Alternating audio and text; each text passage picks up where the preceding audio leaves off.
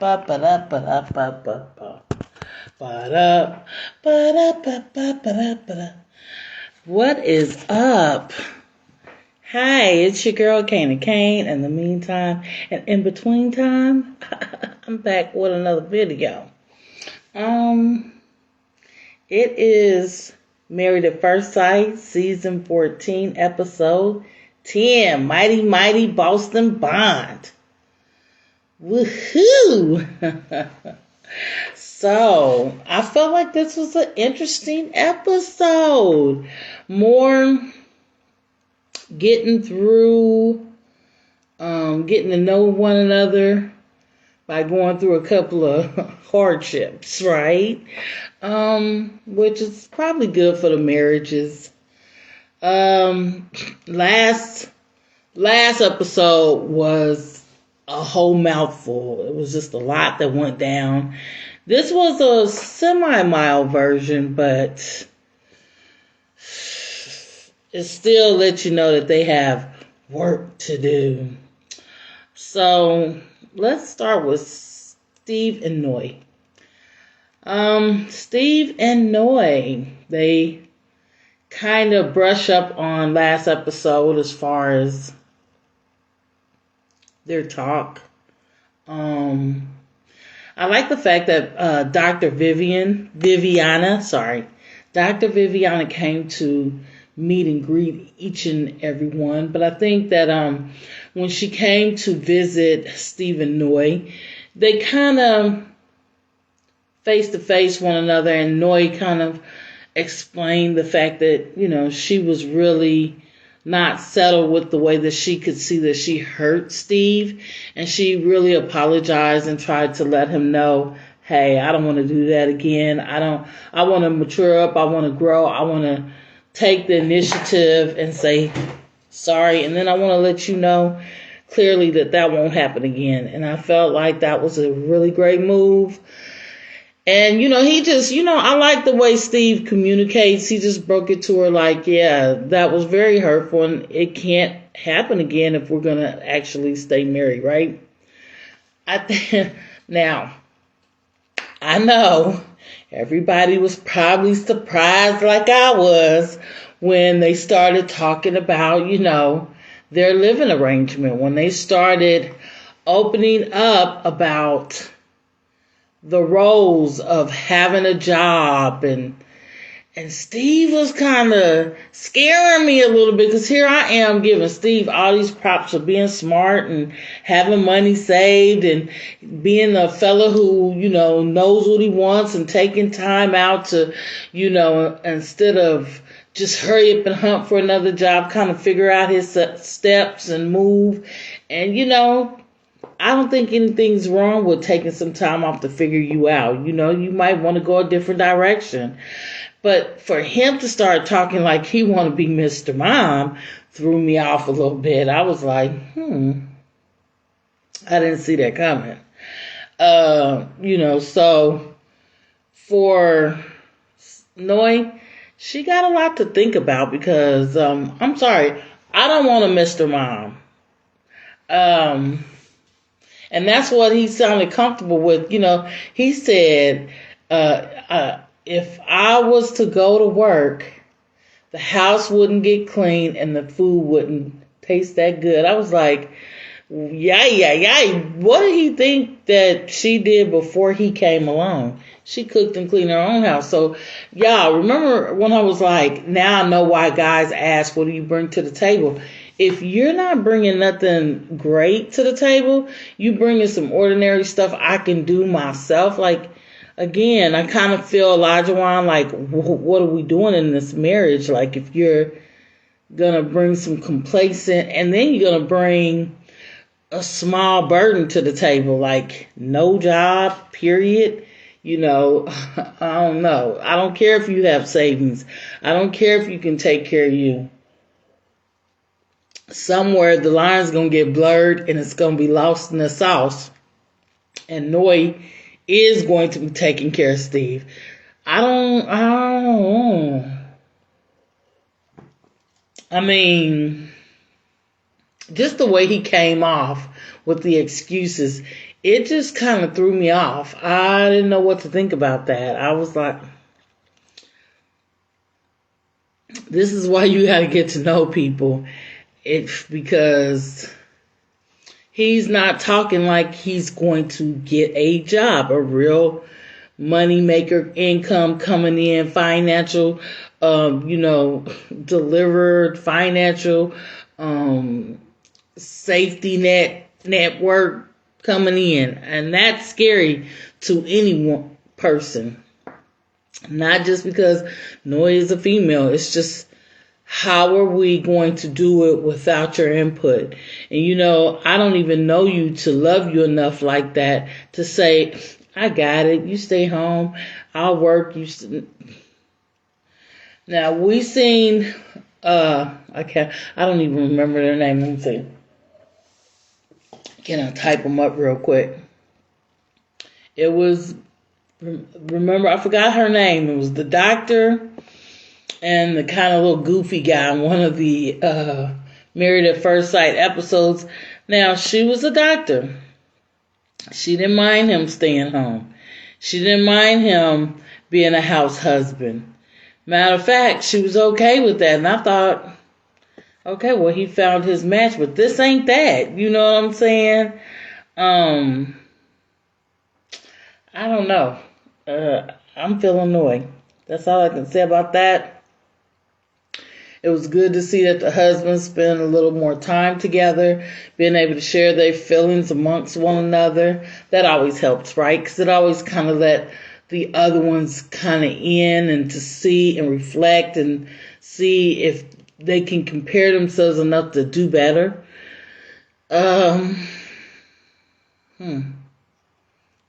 It's good that they're that Noi and Steve are getting along and doing better, but that not wanting to work and coming up with excuses to be a house husband, I don't know. But we're going to move on because we need to talk about Lindsay and Steve. Y'all, wait a minute. We're going to talk about Mark and Lindsay, on the after party. They have the after party show. Why was the confession that Alicia that left the show, and Mark are communicating? They're still friends. They talk often. And it's like, that's weird. I wouldn't feel comfortable. And Lindsay, she doesn't feel comfortable with it. But Mark is like, I just want everybody to like me. I'm being nice. No. That rubbed me the wrong way. And Mark, you know better. But see, men like Mark is sneaky. That's why I said he could have somebody else. Because Mark comes across like a nice person, but he got a lot going on. He's not Mr. Good Guy. And I don't know. That's, you shouldn't get jealous, or get rushed to conclusions, but you're not going to be in a situation with me where we're trying to get to know one another and you're texting somebody else that got kicked off the show with their husband and you're still keeping in touch with them for what? For what?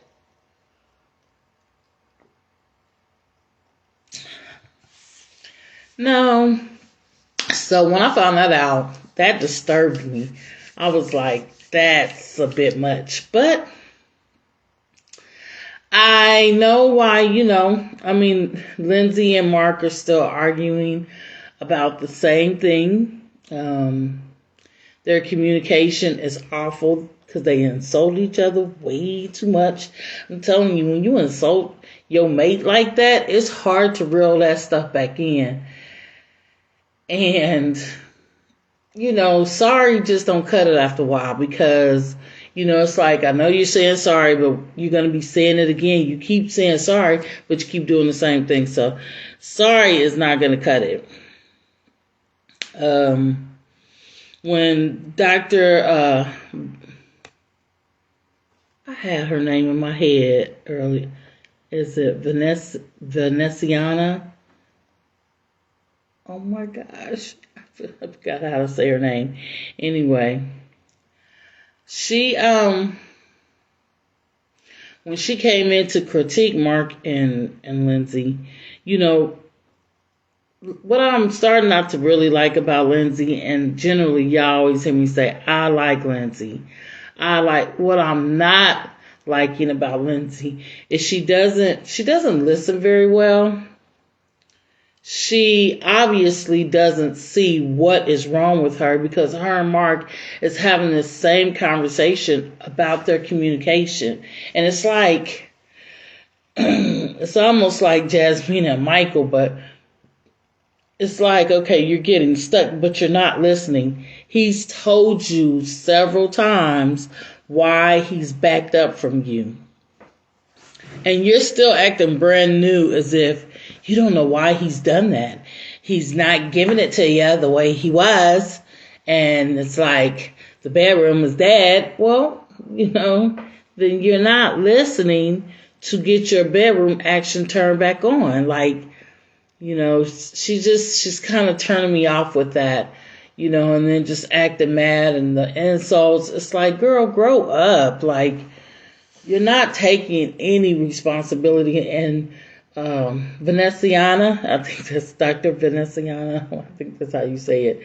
She had to critique her. Like, you're being very rude describing your love life. Do you want to have good sex with your husband? I mean, do you?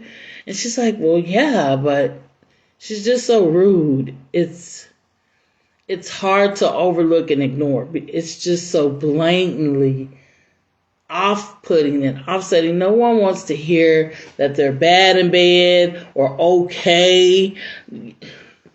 She just really knows how to bring somebody down and make them feel like crap. And it's like, it's getting to the annoying part where, all the people are get annoyed with her and mistreats her. I see why, but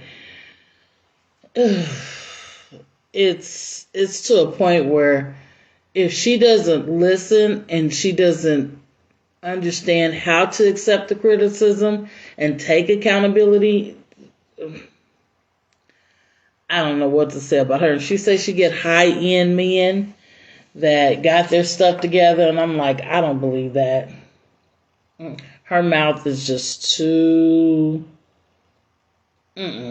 She's like a potty mouth. You know how men who are well-to-do and rich, I'm not saying they don't get a down-to-earth chick, but she's too much of a potty mouth, and she's just too blunt.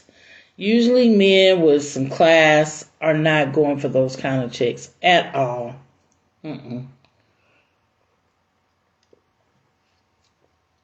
Because there's no ladylike in her. There's nothing to work with. She's just raunchy. She's just raunchy and say anything. And that's just like, girl, bye. They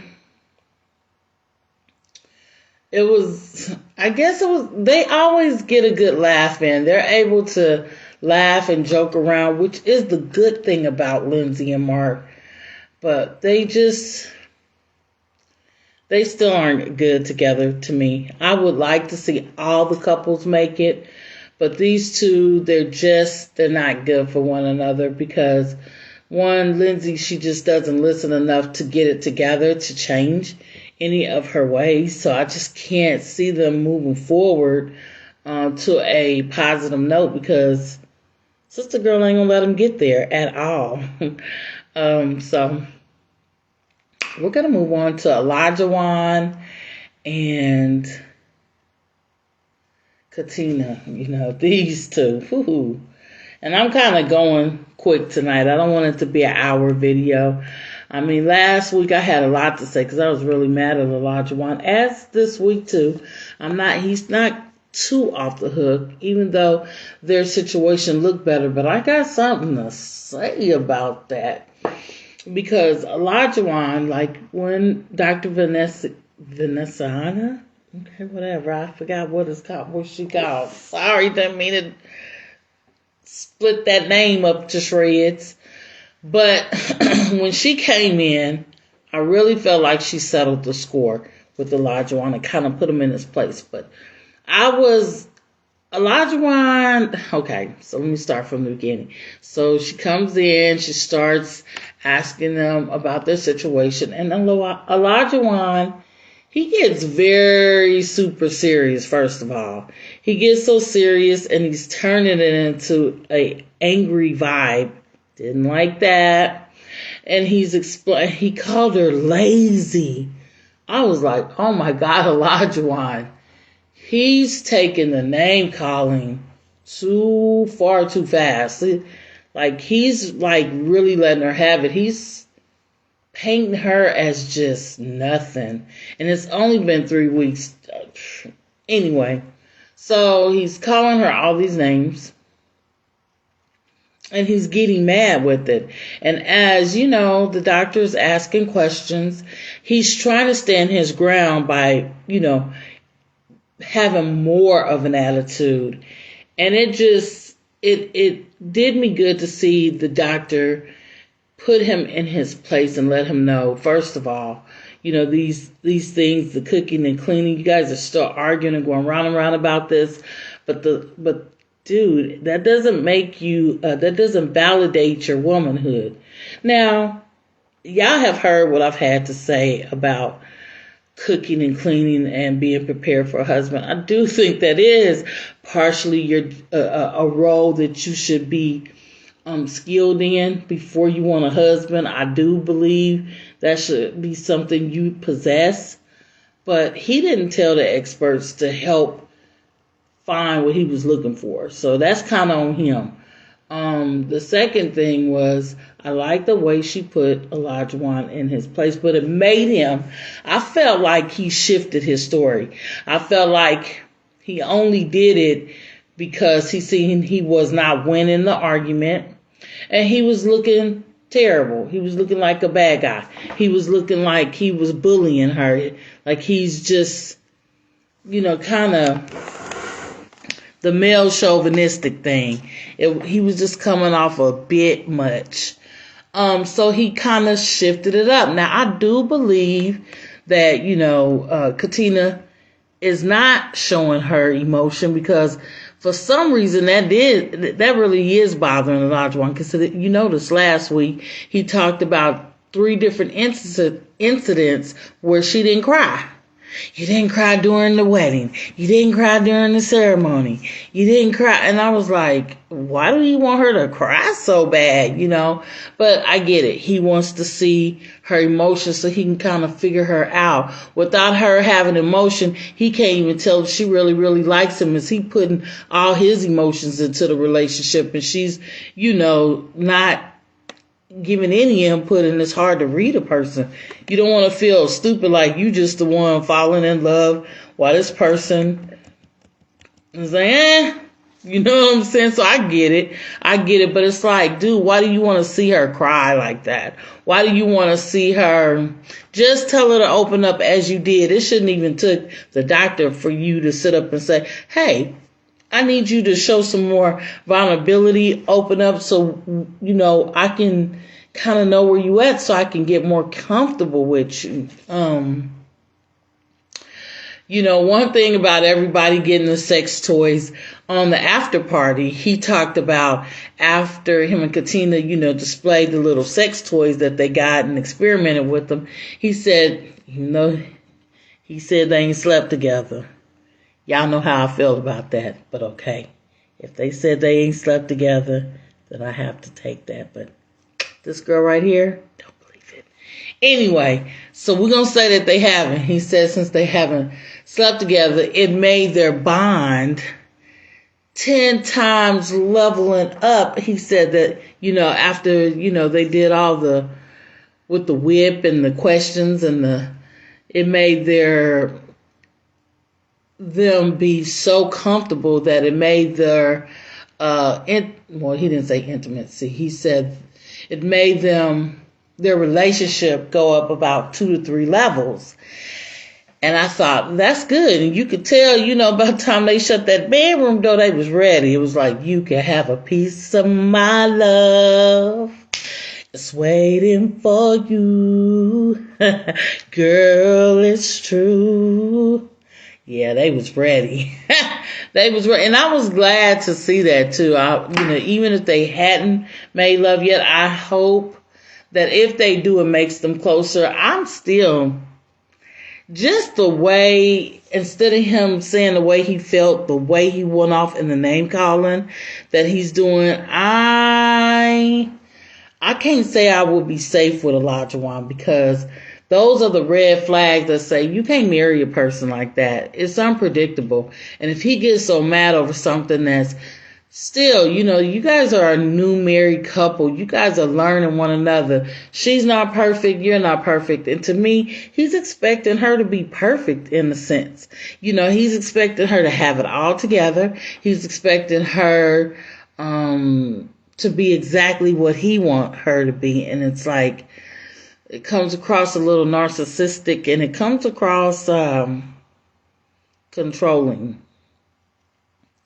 And if you're not what I want by the end of this experiment, I definitely can't see them married, because he's too picky right now. He's turning into a nitpicker, and it's really ugly, and it's getting scary, because calling another grown person lazy, that's a bit much. Just tell her, hey man, just let her know, even though, she should know. She should know. But, when you're used to being by yourself a lot, you got to learn to think of others. Now, I don't know how dirty she is, and like he says, she's home all day, she's working. I don't know what her situation is, but it's irritating him, so she should get the memo. That's how I feel about that. I think she need to take some accountability and step it up. But I feel like he still has no business treating her that way, absolutely at all. It's definitely not gonna make the marriage run smooth. So, the up and coming episodes to come looked a little scary. It looked good, and then it took a roll back. Like, you seen a couple of good incidents where it looked like, yes, they're getting along, and then then there was a few more shots where it's like, whoa, whoa, whoa, like, where is this going? So we just gotta finish the process on each of these couples to see how it go. Again, I hope that all these couples get over their hump, even Lindsay and Mark, because you took the chance to go into a process like this. But I just feel like Mark, he really just kind of don't like Katina. She's making it hard for him to like her. So, and again, Olajuwon, they made progress. And I just hope that Olajuwon's being sincere. I felt like he came down because the doctor was there. I don't feel like he came down on his own to realize he's kind of being ridiculous a little bit. I get it. You know what I'm saying? I get it. You want your wife to already know some things. And then, when I seen the movie night and the candy, I was like, good Lord, Katina, sweetie. But it was movie night, so the popcorn and the candy. Okay, girl, but I was still like, whew, okay, good thing it's not football night. You needed to do some sliders or something, but oh my gosh, it's just scary for me with Katina, because it's still like she doesn't know what to do. Even when I seen the little trinkets, I was like, oh. I was scared for Sister Girl, but he was happy, so that made me happy. I was like, all right, we got a thumbs up. But I saved the best for last. Oh, these two.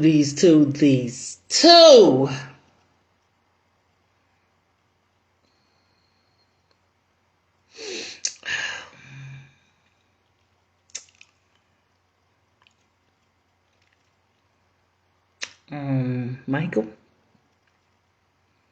My strange one. You know, I call this my weird couple. These two, I don't know what to say about these two.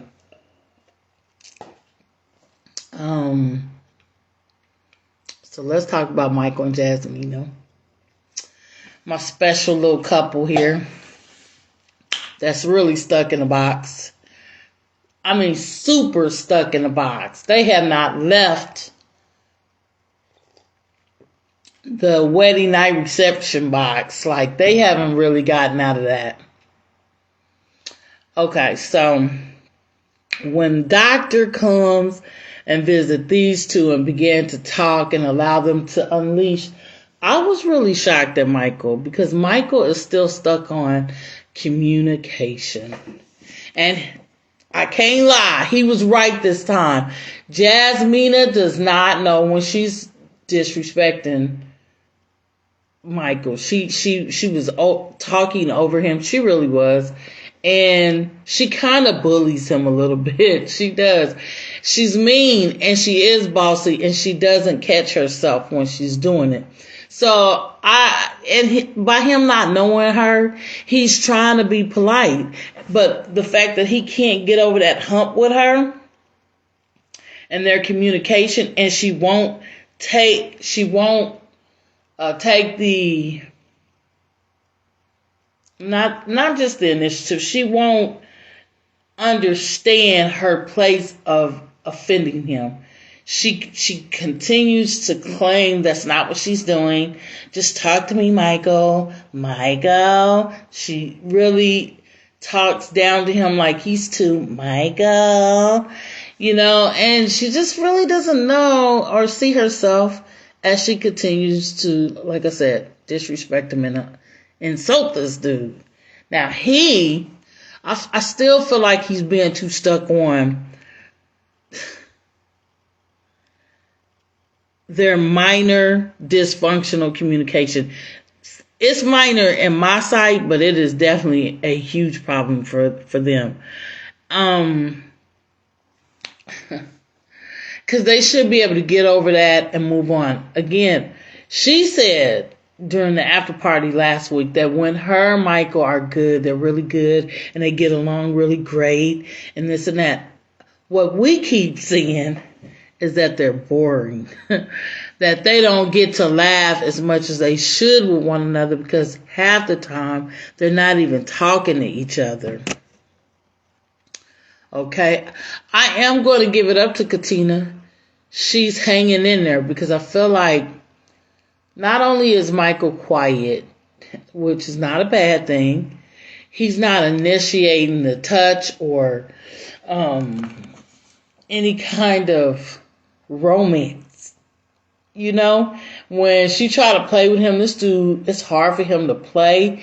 He's not a playful person. He's super serious. When she tried to even comb out his beard, he was just, he's like that 5-year-old boy that he like you, but you still are yuck.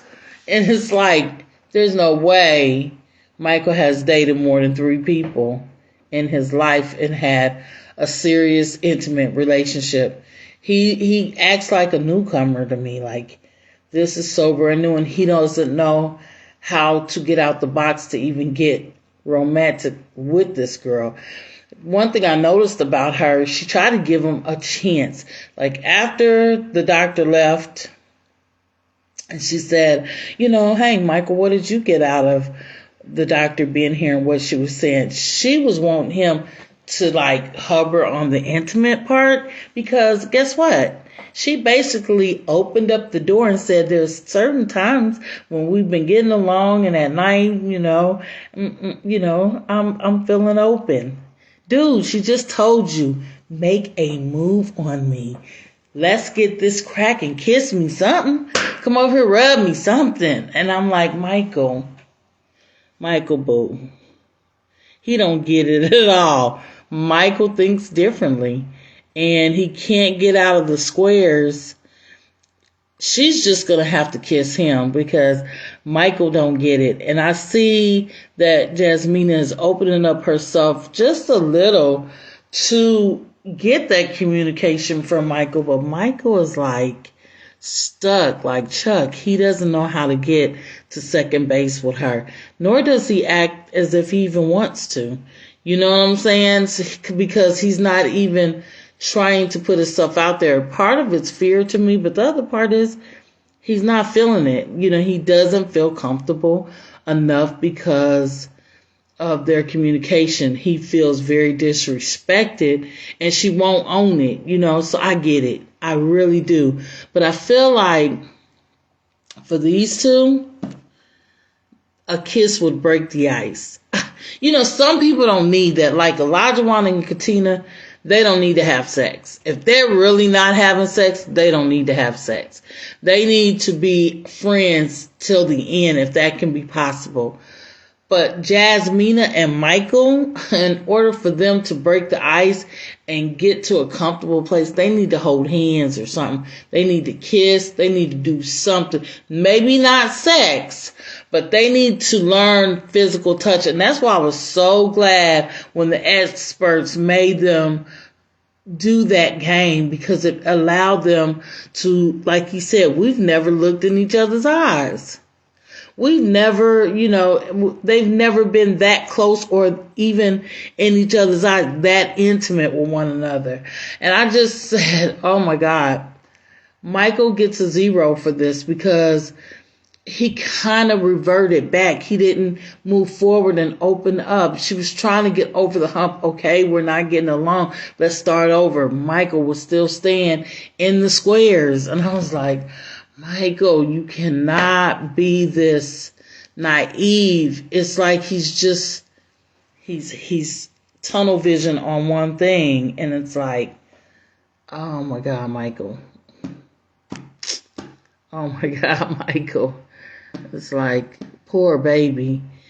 Even though they don't want people to reach out to anyone and get advice other than from the men or the other partners, like the ladies get advice from the other women and the men get advice from the other men. But to me, when they get amongst each other, they're being honest, but they're not going sometime into full detail to get the help or to get the advice that they might need. They're not going into full bloom detail to really let it all hang out so that they can get the guidance. And then, to me, Michael's not even asking the right questions amongst the other men to be helped. So it's kind of one of them situations where they needed to let him have a sister or something. When I say a sister, I'm not talking about a black woman. I'm just saying his sister. I feel like, because if I was his sister, I would tell him, okay, first of all, if she kind of lets you know that, there are certain times at night she is feeling, a certain way and this and that, bro, that's when you notice, read the room. Notice when y'all having a good day, everything's going good, she's not asleep at night. Play with her hair. What get the fire going. Touch her nicely and rub her face, but kiss her on the neck or something, honey. She'll be wet. Kiss her on the thigh and open sesame, her legs will comply. She will be ready, but you got to put in some touch and feel, but maybe Michael's not ready, and I have to respect that, because Michael's the kind of person to me that he doesn't want to go second base, third base if he's not feeling you. He don't care anything about sex. Yeah, he want it like the next person, but it has to be right for him. And that's just how I feel. I feel like, ooh. But for them two, if they would get it cracking in the touch department, they would probably progress a level or two as far as communication. They won't be so hard on each other.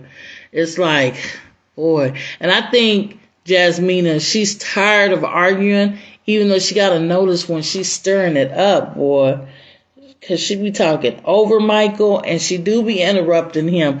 Even though the first time he felt like she did it, it was a false alarm. But now she really is doing that stuff. And she really is talking everything that he thinks and calls her out for doing.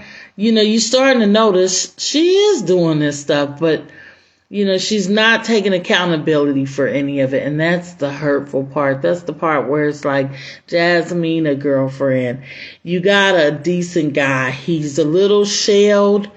He's a little, quiet and introvert. But if you are the one who can bring him out of his shell. I like the way she kind of tricked him and still made him give her a high five. And, because with Michael, you got to do stuff like that to him, because brother man will be stuck in madness all for the rest of his days and talking about the same thing.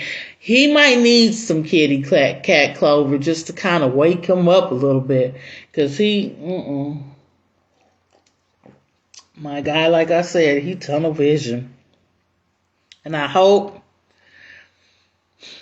I don't want to judge them, because I want the process to air them out, I want the process to get them to a point where they've been probably dealing with this, that they're ready to move on, and it jumpstart them just the way that they should to save their marriage. Because if there's not a jump start, ooh, ouch.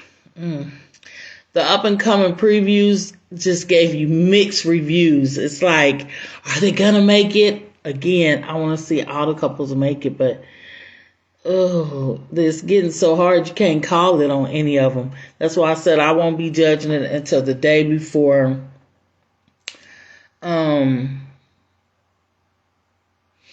decision day, and that's when, the day before decision day or the week before decision day, I will, either the day before or the week before, I will give my opinion who I think is going to make it or break it. It's what it's going to be. And, I pray that all of them look good and look like a golden place to say, I believe they're all going to get married or stay married. But, oh man, I don't want to talk too soon, because each time I go in and let it have it turns out to be a good week for the couples.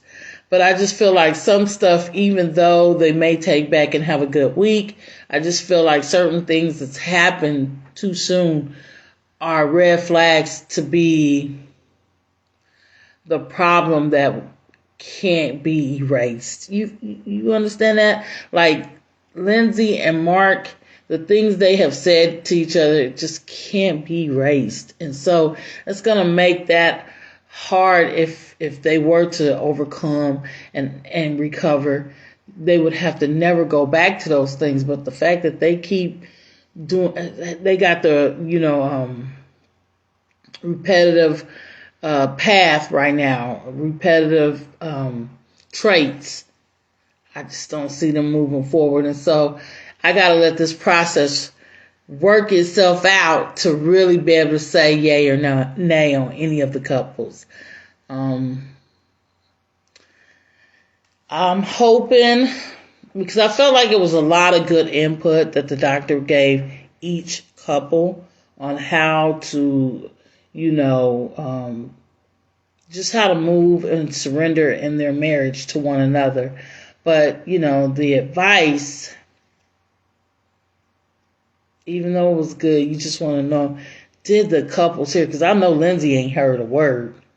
Lindsay didn't hear one word. Everything she wants to shift blame on Mark. And so it's getting kind of old, but it's becoming clear where that situation is going to head.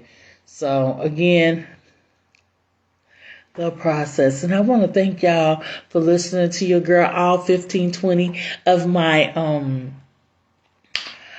viewers. I want to say thank you for rocking with your girl, because this means a lot to me. I feel so free when I get, my reviews and we get to communicate and converse.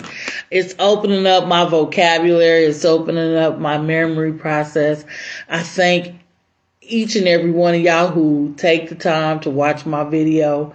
I feel myself getting better a little bit, it makes me have to study and hunt. I still need to get better as far as writing names down and remembering names and stuff like that. But I feel like I'm getting better. Yeah, and I'm starting to feel like myself when I'm talking, not so much robotic or sound like I'm reading a script, kind of sounding like myself a little bit. So I'm not as scared as I was. I'm able to put my words together a little more articulate and, just come together with my sentences. So I just thank y'all for making me comfortable. For when I see the 15 people that viewed it, I promise I'll be happy. I'm like, yes, baby. I went from 2 to 5 to 10 to 15. Thank you. And, make sure you like, share, and subscribe if you're not already subscribed to my channel. I do have a Cash App. The money sign, capital M-A, capital M, and then just mama, capital K and Kana with a K-A-N-A, Kane, K-A-N-E. So it's money sign, Mama Kane, Mama Kana Kane, sorry. And, if you want to donate, help a sister out, hey, I'm all thank you. And, again, thank you for joining me, and I will see you again in the meantime and in between time. Y'all stay safe. All right. Bye.